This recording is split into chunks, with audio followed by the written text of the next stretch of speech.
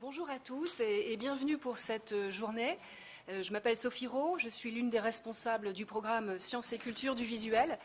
Et c'est à ce titre que je souhaiterais mettre en perspective pendant quelques minutes le contexte de cette journée d'études, et des autres manifestations qui lui sont associées et qui vont nous occuper jusque ce soir, à savoir la conférence inaugurale qui sera prononcée par Madame Annie Mollard-Desfours et l'inauguration de l'exposition Code Couleur qui sera présentée au Palais Riour jusqu'au 9 décembre.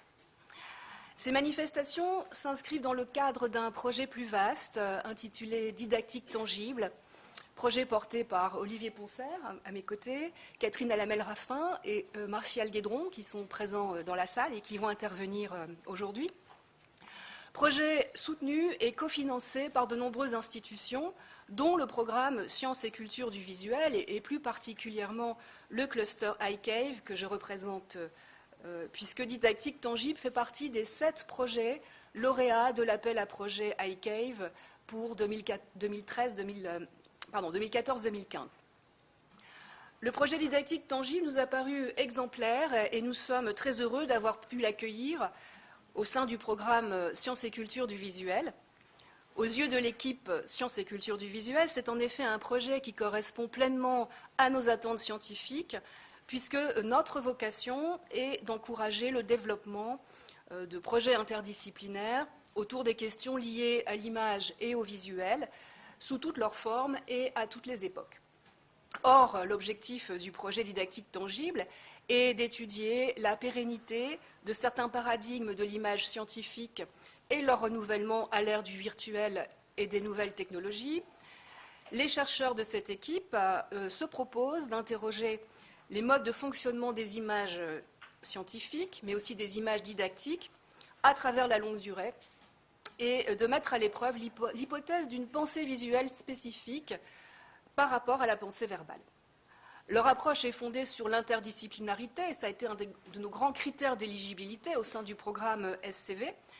Les disciplines qui y sont représentées vont de l'archéologie à la didactique visuelle, en passant par l'histoire de l'art, l'histoire des sciences, l'épistémologie, la sémiologie, et ce, depuis l'Égypte ancienne jusqu'à nos jours.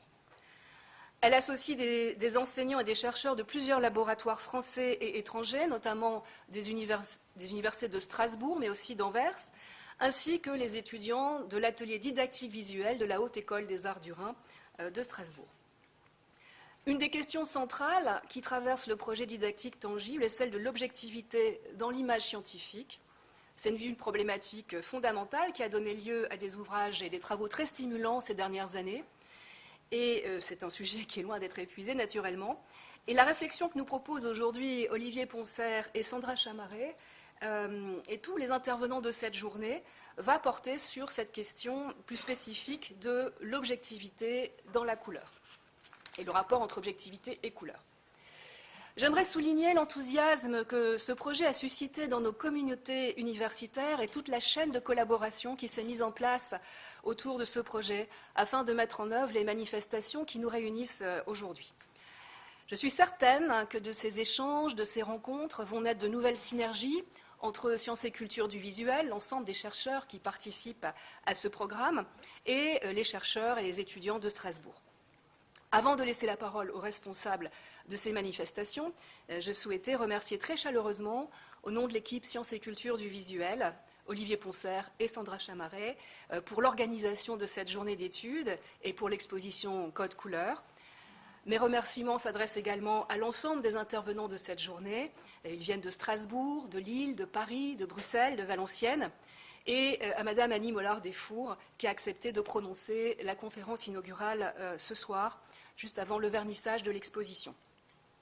J'aimerais saluer la présence d'une vingtaine d'étudiants de l'atelier didactique visuel de la Haute École des Arts du Rhin de Strasbourg, qui est venu aider au montage de l'exposition.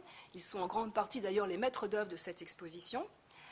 J'adresse aussi mes remerciements à toute l'équipe Sciences et Culture du Visuel qui a coordonné les opérations au niveau local, donc une aide sur le plan technique et administratif qui a été extrêmement précieuse. Je remercie également les services techniques de l'Université de Lille, le CNRS qui a apporté sa contribution financière au projet Didactique Tangible, et puis la Mèche, en particulier sa directrice, Martine Benoît. C'est la Mèche qui a accepté de co-organiser les manifestations de cette journée, donc la journée d'études, la conférence inaugurale, mais également le vernissage de l'exposition. Et c'est aussi grâce à la Mèche que l'exposition Code Couleur a pu être accueillie dans cette très belle salle du Conclave au Palais Riour, en plein centre de Lille.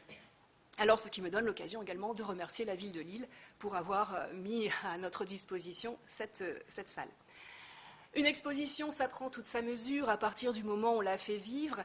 Et je remercie ma collègue Nathalie Delbar du département Arts Plastiques de l'Université de Lille, grâce à qui, et grâce à ses étudiants, et certains sont présents ici, des actions de médiation vont être mises en place pour accueillir les publics dès demain.